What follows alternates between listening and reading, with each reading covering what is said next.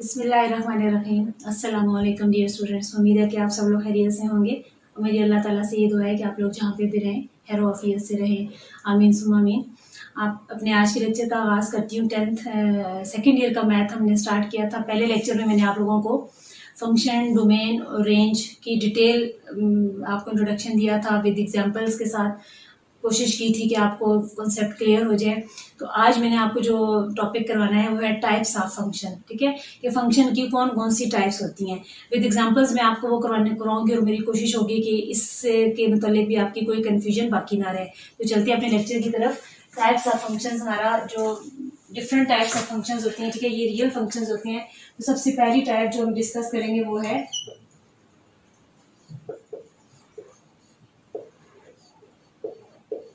Algebraic function. ठीक है, अब जैसे कि इसके नाम से ही जाहिर है कि ये एक ऐसा फंक्शन है जिसमें कोई ना कोई अलजेब्रिक एक्सप्रेशन आपको दिया हुआ होगा। ठीक है, पोलिनोमियल टाइप जो एक्सप्रेशन हमें दिए हुए होते हैं इस तरह का ये होगा। तो सपोज जैसे हमारे पास अगर फंक्शन हमें यूं दिया हुआ है कि f f x is equals to a n x n, ठीक है, plus a n minus one और x n minus one plus a n minus two और x n minus two plus, ठीक है, और आखिर में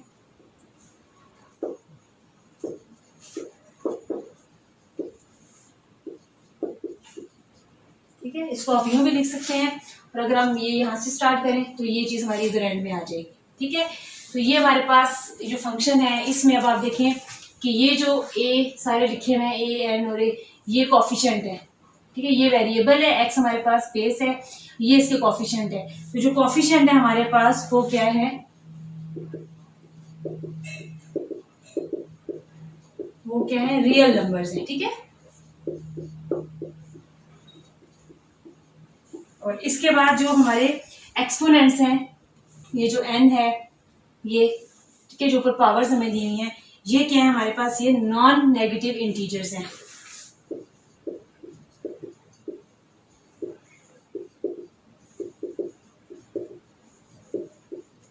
ठीक है, ये क्या होंगे, जैसे 1 है, 2 है, फिर 3 4 5 6 ऐसे ही सिलसिला चलता रहेगा।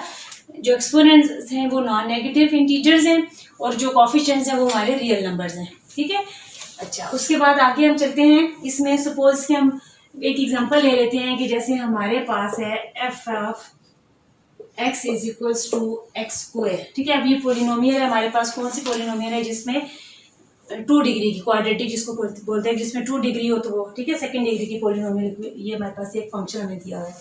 अब कह रहे हैं कि इस फंक्शन को, इसकी एग्जांपल दी हुई है। अब हम देखते हैं कि इस फंक्शन की डोमेन और रेंज क्या है और इसको हम ग्राफ पे कैसे शो करते हैं। ठीक है, तो इसमें अगर आप देखें, अगर हम इसको ग्राफ पे शो करें, देखिए फंक्शन को हम दो तरह से एक्सप्रेस कर सकते हैं। एक उसको रूल होता है, ठीक है, वो जो जो हमने ये लिख दिया, और दूसरा क्या है, इन ग्राफ की फॉर्म में जो है हम उसको लिखते हैं। ठीक है, तो अब ग्राफ की फॉर्म में इसको हम किस तरह लिखेंगे, ये हमारे पास है एक्स एक्सिस है और ये वाई डैश। ठीक है, ये, और हमारे पास जो है यहाँ पे वाई हमारे पास किस फॉर्म में हमें दिया हुआ है, y is equals to F of X की फॉर्म में। ठीक है, यहाँ पे हमारे पास ये एफ ऑफ एक्स है, ये देखिए, ये y की वैल्यू होती है, जो डिपेंडेंट वेरिएबल होते हैं वो हमें यहाँ पे दिया हुआ है। तो अब हम इसको किस तरह फंक्शन में शो करेंगे कि सपोज हम यहाँ पे क्योंकि x क्या हमारे पास, ये रियल नंबर्स हैं, सारे रियल नंबर्स हैं। तो सपोज हम यहाँ पे जैसे -1 लेते हैं। अगर हम x, ये जैसे ये 1 है, ये 2 है, ये 3 है, ये -1, ये -2, ये -3, 1 2 3, -1 -2 और -3। ठीक है, सपोज अगर हम x की वैल्यू 1 लेते हैं, ठीक है, यहाँ पे हम 1 रखते हैं, तो 1 का स्क्वायर क्या होता है, 1 ही आएगा हमारे पास। कि हमने x 1 लिया तो y भी हमारे पास 1 आ गया। ठीक है, ये डॉट हो गया। फिर x हम 2 लेते हैं तो 2 का स्क्वायर हमारे पास क्या आ जाएगा, 4। तो फिर एक मिनट इसको ऊपर कर लूं, ये 4 5 6 ठीक है। 2 लिया तो 2 का स्क्वायर क्या आ गया, ये 4 आ गया, ठीक है। अच्छा, अगर हम इसमें 0 लेते हैं, 0 लें, अगर हम f0 लें तो 0 का स्क्वायर क्या आएगा, 0, ये पॉइंट आ जाएगा हमारे पास, ठीक है। इसी तरह हम 3 लेंगे तो 3 का स्क्वायर 9 आ जाएगा, 9 ऊपर चला जाएगा, ये इस तरह। फिर हम माइनस वाली साइड पे अगर आते हैं, अगर हम -1 लेते हैं यहाँ पे तो -1 का स्क्वायर जो है वो क्या आ जाएगा, +1 आ जाएगा, ठीक है। कि अगर हमने x लिया -1 ये वाली, लेकिन हमारे पास x की वैल्यू कौन सी आएगी, उसकी y की वैल्यू, वो भी अगर बेशक हम x की चाहे पॉजिटिव वैल्यूज लें चाहे नेगेटिव वैल्यू, लेकिन हमारे पास जो y की वैल्यू आएगी, क्योंकि माइनस का स्क्वायर प्लस हो जाता है, तो वो सारी पॉजिटिव आएंगी, ये आ जाएगी, उसके बाद फिर 4 आ जाएगी ऊपर ये। तो अगर हम इस ग्राफ को भी मिलाएंगे तो हमारे पास ये इस फॉर्म में बनेगा, ये पैराबोला इस फॉर्म को बोलते हैं, ठीक है। तो ये इस फॉर्म में ग्राफ हमारे पास बनेगा अलजेब्रिक फंक्शन का। आई होप आपको ये समझ आ गया होगा। तो अब इसकी हम डोमेन और रेंज अगर लें, ठीक है, तो डोमेन में हमने देखा कि हमने 0 से लेकर हम सब नंबर्स में शामिल, तो हम लिखेंगे ऑल रियल नंबर्स, डोमेन में इसके सब रियल नंबर्स आ जाएंगे। लेकिन हम रेंज अगर हम इसकी देखें, अभी हमने एक करके देखा कि हमने माइनस की वैल्यूज भी रखी, प्लस की भी रखी, लेकिन हमारे पास जो वाई की वैल्यूज है वो सारी पॉजिटिव आएंगे, तो हम कौन सी इसमें आएंगे, पॉजिटिव रियल नंबर्स, नेगेटिव नहीं होंगे, ठीक है। आई होप आपको ये समझ आ गया होगा। इस हम फंक्शन को यूं भी लिख सकते हैं, इस फॉर्म में भी लिख सकते हैं कि जैसे ये होगी इसकी डोमेन। तो अब यहाँ पे मैं रेंज नहीं लिखूंगी, ठीक है। यहाँ पे मैं देखें, अब इसको देखें, आप रेंज को देखें, तो ये जो रियल नंबर है उसका सबसेट है, क्योंकि रियल नंबर में पॉजिटिव और नेगेटिव दोनों होते हैं ना, तो रेंज जो है ये रियल नंबर का सेट है, सबसेट है, ठीक है। तो यहाँ पे मैं लिखूंगी ये सम यूनिट्स को लिख सकते हैं। आई होप आपको ये अलजेब्रिक फंक्शन समझ आ गया होगा। आगे चलते हैं। अब नंबर 2 है हमारे पास लीनियर फंक्शन, ठीक है। लीनियर फंक्शन जब मैंने डोमेन और रेंज कराई थी उस वक्त आपको समझाया था कि ये ऐसा फंक्शन है कि जिसमें हमारे पास जो इक्वेशन जो भी हम यूज करेंगे वो उसमें वेरिएबल की हाईएस्ट पावर 1 होगी, ठीक है। 1 डिग्री की जो इक्वेशन होती है उसको हम लीनियर फंक्शन बोलते हैं। अब इसमें हम सपोज हमारे पास है जैसे f of x is equals to 3x plus 4 है, ठीक है। अब हमने देखना है कि हम यहाँ पे इसका ग्राफ के साथ डिस्कस करेंगे, इसकी डोमेन और रेंज को भी देखेंगे।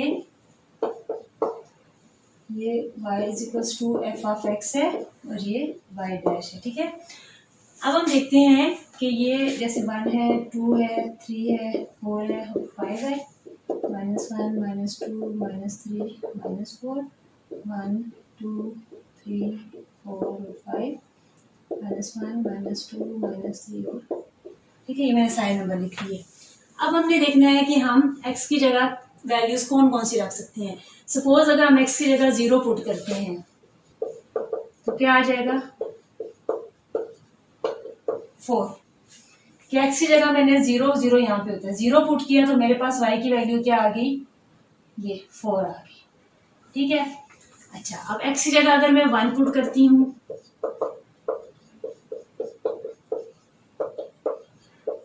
तो क्या आ जाएगी, 7 वैल्यू आ जाएगी, ठीक है। ये 6 और ये 7 आ गई, ठीक है। मैंने क्या पुट किया, 1 पुट किया, मैंने 1 पुट किया तो इसकी वैल्यू इसके सामने कौन सी आ गई, ये, ठीक है। अच्छा, अब हम अगर 2 पुट करके देखते हैं क्या आता है।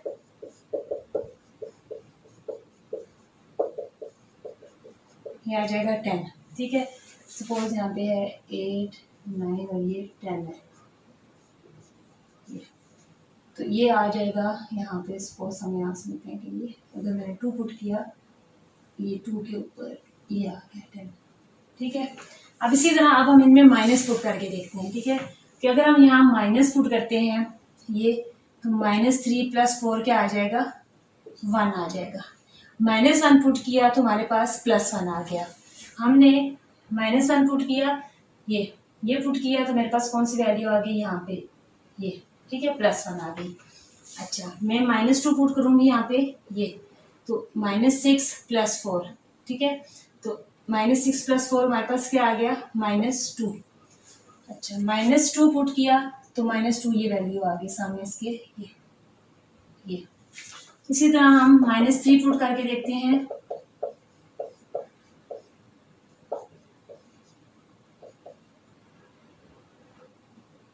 यहाँ पे -3 पुट करके हमने देखना है, तो ये आ जाएगा, सॉरी यहाँ पे -2 पुट करना था हमें, ठीक है। तो -9 + 4 तो क्या आ जाएगा, -5। पहला हम मिलाएं तो हमारे पास देखें ये ऐसे ये लाइन बन रही है हमारी, ठीक है।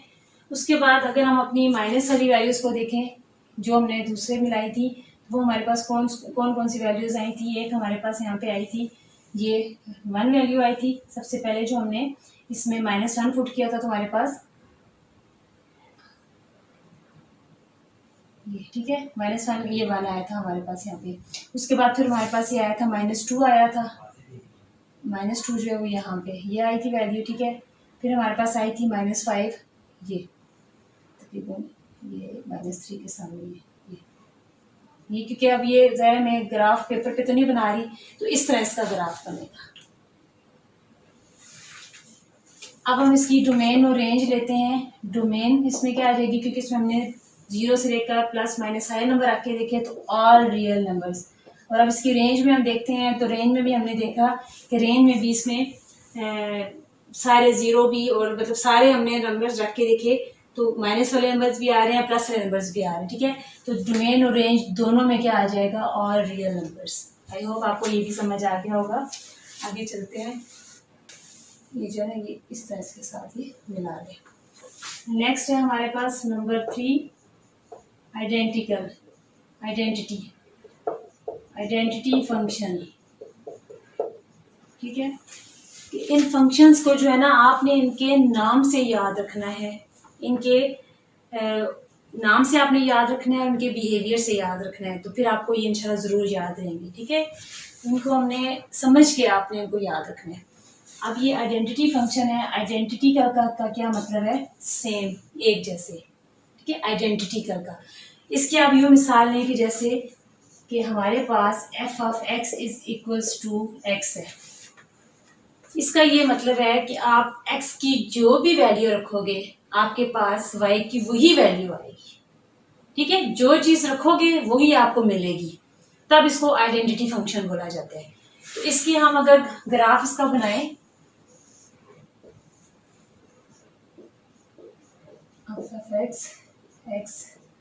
x डैश है, ये y डैश है, 2 3 -1 -2 1 2 और 3, ठीक है।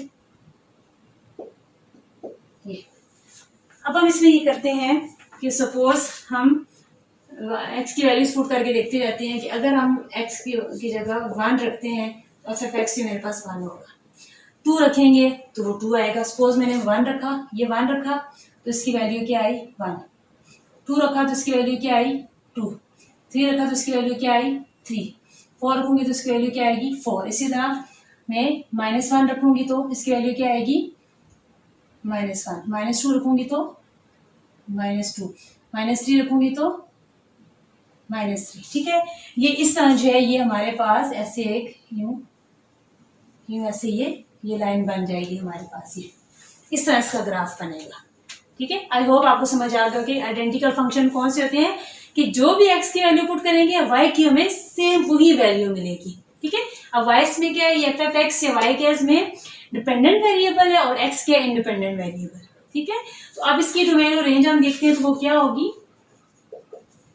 अब आपने इसमें देखा होगा कि इसमें हमने अगर हम यहाँ 0 पुट करेंगे तो 0 वैल्यू आएगी, ठीक है। फिर ये वाला पॉइंट आ जाएगा कि सारे हम रियल नंबर्स हमने 0 1 2 -1 सब रख के देखिए तो ऑल रियल नंबर्स, ठीक है। तो रेंज इसकी क्या होगी, ज़ाहिर है जो डोमेन आई वही रेंज होगी, तो रेंज भी क्या होगी, all real numbers. I hope आपको ये समझ आ गया होगा। इसको अगर हम इन टर्म ऑफ ग्राफ देखें, जैसे मैंने ये लिखा तो मैं लिखूंगी y = f(x), ग्राफ के उसमें लिखें तो वैसे जो हमारे पास फंक्शन की फॉर्म में देखें तो y क्या है, y = x है। y और x दोनों इक्वल है, y x के बराबर है, ठीक है। आई होप आपको ये समझ आ गया होगा। अब देखिए इसमें जितनी भी हमने एक्स की वैल्यूज देते रहे हैं, हर वैल्यू पे फंक्शन डिफाइंड था, कोई ऐसी वैल्यू नहीं आई थी कि जिसमें फंक्शन अनडिफाइंड हो। तो इस केस में आर रियल और आर रियल शामिल है। ठीक है, आगे चलते हैं। नेक्स्ट 4 है हमारे पास कांस्टेंट फंक्शन। इसकी एग्जांपल यूं लें कि f of x is equals to constant c, या f of x is equals to 2। ठीक है, कि आपको यहाँ पे एक कांस्टेंट नंबर दिया हुआ होगा, तो x की आप यहाँ पे जो भी वैल्यू लेंगे, ठीक है, आपके पास y की वैल्यू क्या आएगी, कांस्टेंट। ठीक है, आप इसके ग्राफ देखिए हम किस तरह बनाएंगे।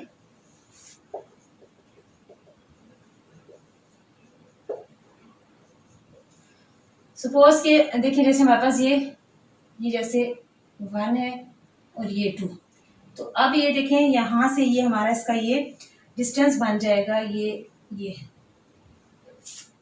ठीक है, इसको मैं कहती हूँ कि ये इसका डिस्टेंस है 2 तक, इसको कांस्टेंट कह लें, सी कह लें। ठीक है, ये इसका डिस्टेंस है। तो अब हम यहाँ पे एक्स की जो भी वैल्यू रखेंगे, सपोज मैं यहाँ पे 1 रखती हूँ, तो अब ये मेरे पास इस तरह आएंगी, 1 रखूंगी। ठीक है, तो एक्स की वैल्यू क्या आएगी, ये 2 रखूंगी। ठीक है, फिर क्या आएगी मेरे पास, वो भी मतलब कांस्टेंट वैल्यू आती रहेगी, कि जैसे मैंने 1 रखा तो 1c आया, 2 रखा तो क्या आ जाएगा 2c, मैं 3 रखूंगी तो क्या आ जाएगा 3c। मतलब मेरे पास मैं x की जो भी वैल्यू यहाँ पुट करती जाऊंगी, मेरे पास यहाँ पे ये कांस्टेंट मौजूद है ना ऑलरेडी। ठीक है, तो वो मेरे पास देखिए, जैसे सपोज मैंने यहाँ पे f ऑफ 1 रखा तो वो किसके इक्वल है, वो 2 के इक्वल है। f ऑफ 2 रखा तो तब भी वो 2 के इक्वल होगा, क्योंकि यहाँ कांस्टेंट ऑलरेडी हमें दिया हुआ है। ठीक है, तो जब हम इसकी डोमेन की बात करते हैं, डोमेन और रेंज, तो डोमेन में आप देखिए हम हर वैल्यू से पुट कर सकते हैं। हम इसमें 0 पुट कर सकते हैं, 1 2 3 plus minus, each and every value put कर सकते हैं। कोई वैल्यू ऐसी नहीं फंक्शन अनडिफाइंड हो, तो ऑल रियल नंबर्स आ जाएंगे। अब इसकी रेंज की हम बात करें, ठीक है, तो रेंज में हमारे पास क्या है, जस्ट ये कांस्टेंट नंबर है, तो सिर्फ क्या है यहाँ पे कांस्टेंट नंबर सी लिखते हैं, या जो भी कांस्टेंट नंबर आपको दिया होगा आपने वो यहाँ पे लिख दिया। ये था कांस्टेंट फंक्शन। आई होप आपको ये भी समझ आ गया होगा जी। नेक्स्ट है हमारे पास रैशनल फंक्शंस। रैशनल फंक्शंस, ठीक है, रैशनल फंक्शंस के रैशनल नंबर्स हमने पढ़े हैं कि ऐसे नंबर्स जिनको हम फ्रैक्शन की फॉर्म में लिख सकें, तो ये रैशनल फंक्शंस भी ऐसे ही होंगे। सपोज हमारे पास जैसे है एक फंक्शन है g ऑफ x, और ठीक है, और दूसरा फंक्शन है h ऑफ x। ठीक है, ये जो g ऑफ x और h ऑफ x किसको शो कर रहे हैं, इसमें कोई अलजेब्रिक एक्सप्रेशंस होंगे। ठीक है, कोई लिखे होंगे। जैसे सपोज ये हमारे पास है कि इसमें रैशनल फंक्शन है, इसमें एक फंक्शन ऊपर एक फंक्शन नीचे, और जो नीचे वाला फंक्शन है जो डिनोमिनेटर में है उसको जाओ शुड नॉट इक्वल्स टू 0, 0 नहीं होना चाहिए। ठीक है, कि x square minus 9 over x minus 3 है। ठीक है, तो अभी जैसे मैंने कहा कि जो इसके डिनोमिनेटर को 0 नहीं होना चाहिए, इट मीन्स कि X minus 3 should not equals to 0, means कि एक्स को नॉट इक्वल्स टू 3। ठीक है, अगर आप 3 रखेंगे तो ये डिनोमिनेटर 0 हो जाएगा। ठीक है, तो अब इसकी डोमेन को अगर हम देखें तो इसकी डोमेन में क्या आ जाएगा, ऑल रियल नंबर्स एक्सेप्ट 3, कि 3 को निकाल के बाकी तमाम रियल नंबर्स इसमें आप रख सकते हैं। सिर्फ 3 रखने से ये 0 हो जाएगा, जो इसको अनडिफाइन कर देगा, वो इसकी डोमेन में शामिल नहीं होगा। ठीक है, तो इसकी रेंज में जब हम रेंज में देखेंगे तो आप यहाँ पे देखें, हम रेंज में जैसे हमारे पास 0 1 2 3 4 इस तरह मतलब जो जो वैल्यूज इसमें रखते जाएंगे, अगर हम यहाँ 0 रखेंगे, ठीक है, तो हमारे पास कौन सी वैल्यू आ जाएगी, -3 आ जाएगी। ठीक है, इसको अगर हम इसको ऊपर वाली वैल्यूज को अगर हम सॉल्व कर लें, x प्लस 3 और x माइनस 3, और नीचे हमारे पास क्या आ जाएगा x माइनस 3। ठीक है, तो ये इसको जब हम सॉल्व करते हैं, अगर तुम्हारे पास ये x माइनस 3 दोनों कैंसिल हो जाएंगे, तो हमारे पास सिर्फ क्या बचा, x प्लस 3। ठीक है, हमारे पास सिर्फ x प्लस 3 बचा, फंक्शन जो था वो इस फॉर्म में हमारे पास रह गया। अब हमारे पास वो जो ये चीज़ वाली ये सिलसिला डिनोमिनेटर वाला खत्म हो गया। अब सिंपल हमारे पास एक लीनियर इक्वेशन की फॉर्म में हमारे पास फंक्शन आ गया। ठीक है, तो इसमें हमने क्या करना है, सिर्फ हमने माइनस, इसमें 0 आ सकते हैं, इसमें सिर्फ डिनोमिनेटर में 0 नहीं आना चाहिए। ठीक है, तो इसमें हम 0 +1 -1 +2 -2 हम कुछ भी रख सकते हैं। ठीक है, तो हम जो भी वैल्यूज रखेंगे तो अब इसमें ऑल रियल नंबर शामिल होंगे। ठीक है। अब इसकी फॉर्म चेंज हो गई है, तो अब इसमें ऑल रियल नंबर, सारे रियल नंबर शामिल होंगे। और अब इसमें जो इसकी रेंज को अगर हम देखें तो रेंज में भी जब हम 0 रखेंगे, देखें यहाँ पे 0 रख के रखेंगे तो 3 आ जाएगा, 1 रखेंगे तो यहाँ पे 4 आ जाएगा, 2 रखेंगे, अगर हम यहाँ -1 रखते हैं, जैसे -1 रखा तो ये -1 + 3 -2 + 3 -3 + 3 -4 + 3 -5, ठीक है। मतलब इसमें भी प्लस माइनस सारी वैल्यूज आ रही हैं, ठीक है। तो इसमें भी हम ये कहेंगे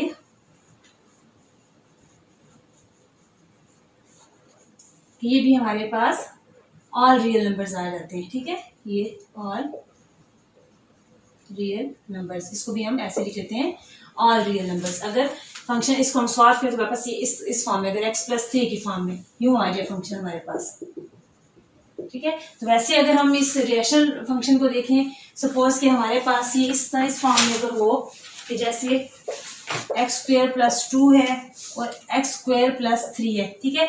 इस फॉर्म में अगर हमारे पास रेशनल फंक्शन दिया हुआ हो तो इसके जो हम वैल्यूज निकालते हैं, जो x और y की वैल्यूज लेते हैं, वो इस तरह के हम वैल्यूज लेते हैं कि जैसे 0 लिया, फिर 0.1, क्योंकि ये फ्रैक्शन की फॉर्म में है ना, ठीक है, फिर 0.2, तो इस तरह के छोटे छोटे पॉइंट्स लेकर इसका ग्राफ बनाना थोड़ा मुश्किल हो जाता है, ठीक है। तो इसलिए रैशनल फंक्शंस को जो है वो आप इसी तरह इसको शो करेंगे आप। उसके बाद है हमारे पास हाइपरबोलिक फंक्शन।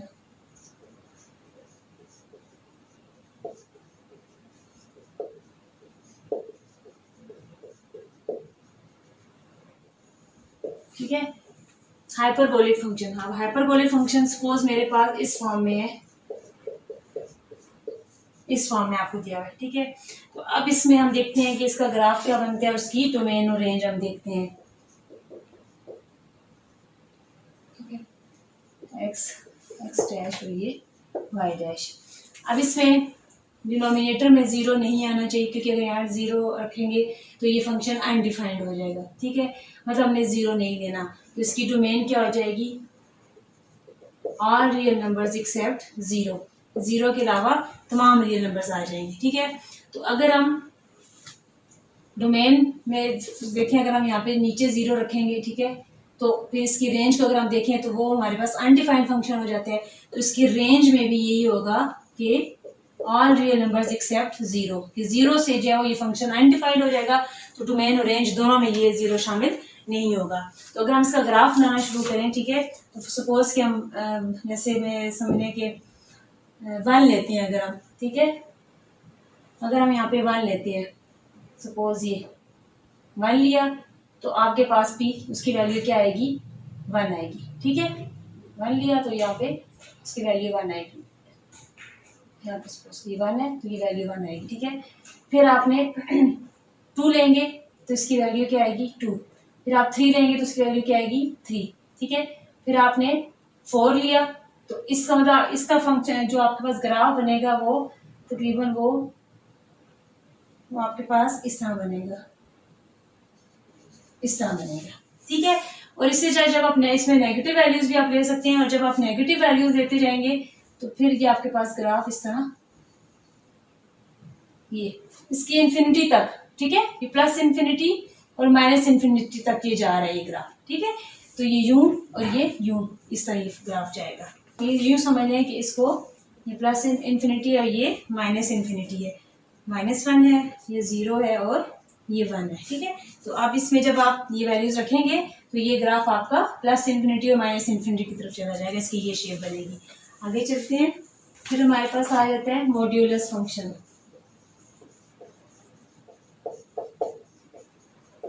ठीक है, ये कौन सा फंक्शन होता है कि जो हमें इस फॉर्म में दिया हुआ हो, ऐसे मॉड में दिया हुआ, 2 मॉड्स लगे हैं, ठीक है। अब इसकी हम देखते हैं इसकी क्या प्रॉपर्टीज हैं, इसकी डोमेन और रेंज हम कैसे फाइंड करेंगे। इस फंक्शन को हम ऐसे कर सकते हैं कि अलग अलग हम सेट वैल्यूज के इसको हम यूँ भी कर सकते हैं कि सपोज मैं कहती हूँ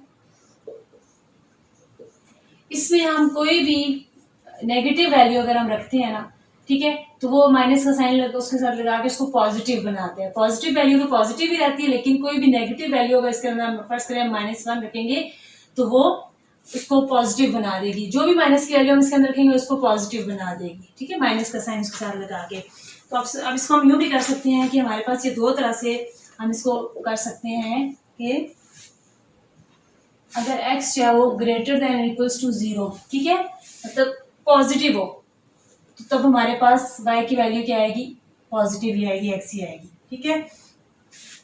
और x जो है अगर लेस देन 0 हो, 0 से छोटा हो, माइनस की वैल्यूज हो हमारे पास, ठीक है, तो फिर हमारे पास क्या यहाँ पे आएगा, अगर यहाँ पे हम इसकी वैल्यू -1 रखें, -2 रखें, ठीक है, तो फिर हमारे पास ये,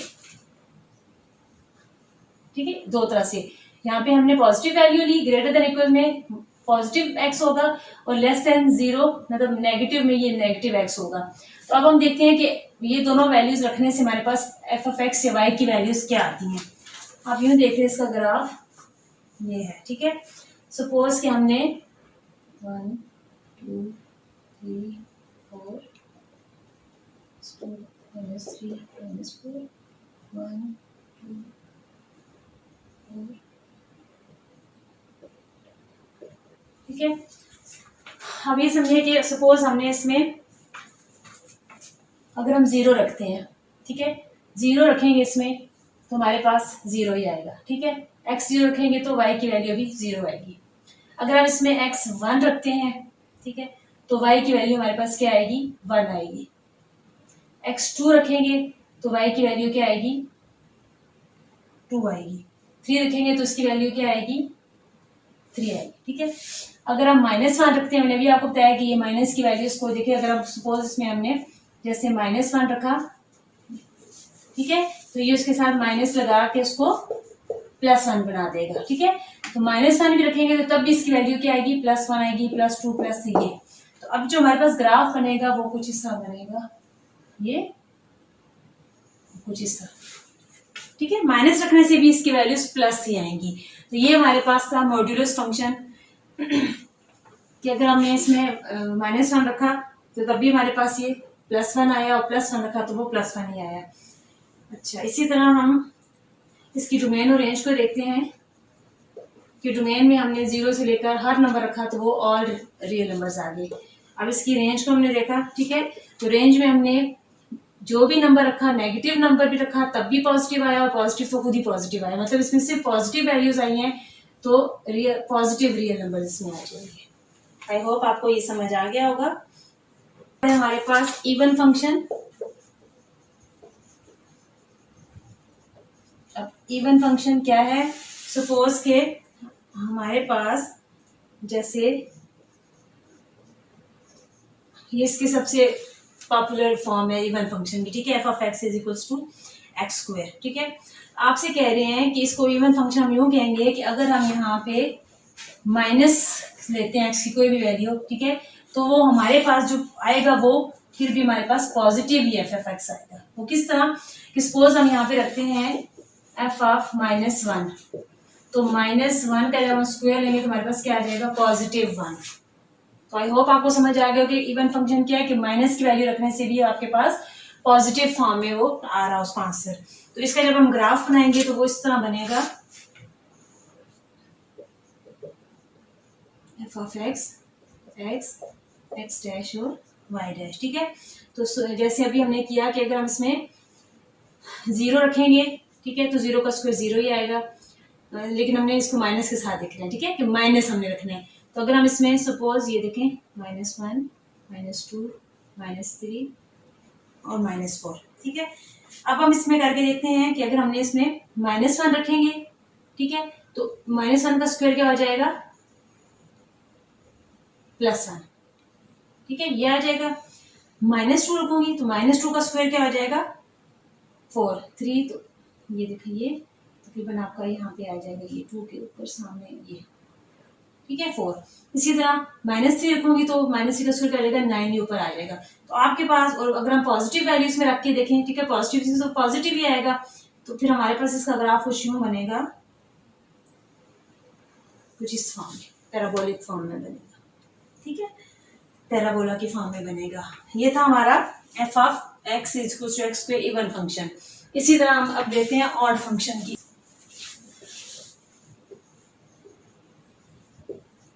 उसके लिए आप यूं समझें कि कहते हैं कि f ऑफ -x आप लें तो वो आपके पास माइनस एफ ऑफ एक्स के ही इक्वल आना चाहिए।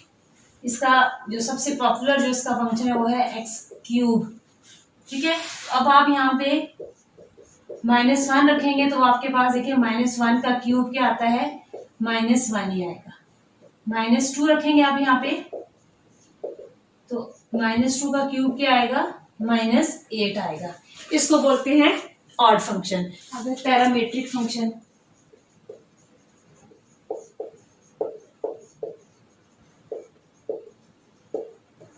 ठीक है, पैरामीट्रिक फंक्शन क्या है कि ये एक ऐसा फंक्शन है कि बास का इसमें एक यूं जैसे ये देखिए जैसे ये एक कर्व है, ठीक है, इसमें एक कर्व जो है वो शो किया जाता है और वो इसमें ये होता है कि इसमें y और x दोनों जो है, जो भी हमारे पास डिपेंडेंट और इंडिपेंडेंट वेरिएबल्स दोनों जो हैं उनको जो है वो एक थर्ड वेरिएबल की फॉर्म में जो है उनको लिखा जाता है। सपोज जैसे x is equals to a² और y is equals to a²। अब x और y दोनों को एक थर्ड वेरिएबल a की फॉर्म में लिखा गया है, ठीक है, और इस वेरिएबल को बोलते हैं पैरामीटर।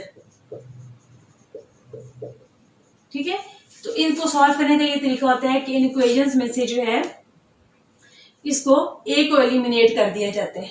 ठीक है, a को एलिमिनेट करके तो इसको x और y की फॉर्म में से इक्वेशन को लाया जाता है इसको सॉल्व करके और फिर इसको आगे सॉल्व किया जाता है। तो इसमें जो है जो भी इस ये कर्व की फॉर्म में आपके पास जो है इसकी डायग्राम बनती है जी। उसके बाद है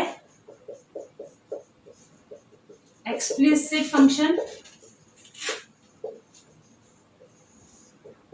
ये एक ऐसा फंक्शन है कि जिसको इजीली हम एक्सप्रेस कर सकें। जैसे y है, ये इंडिपेंडेंट वेरिएबल है, तो इसको हम डिपेंडेंट वेरिएबल के साथ फंक्शन की फॉर्म में इजीली जैसे x² + 2x - 1 या y इज इक्वल्स टू ये, ठीक है, कि इसमें इंडिपेंडेंट वेरिएबल को जो है वो हम easily in terms of dependent variable को easily in terms of independent variable हम इसमें एक्सप्रेस कर सकते हैं।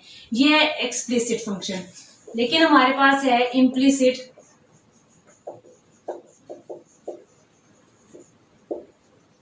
ठीक है, ये कौन सा फंक्शन है कि इसमें x और y दोनों मिक्स्ड अप हो और y को हम जो है वो इस तरह इन टर्म्स ऑफ x ना लिख सके। सपोज हमारे पास यूं लिखा हुआ हो कि x² + xy + y इस तरह लिखा हुआ। अब देखिए इसमें x और y दोनों मिक्स हैं। अब इसमें हम डिपेंडेंट और इंडिपेंडेंट वेरिएबल वाला सीन इसमें नहीं है, तो ये हमारे पास इम्प्लिसिट फंक्शन। ठीक है, इसके बाद है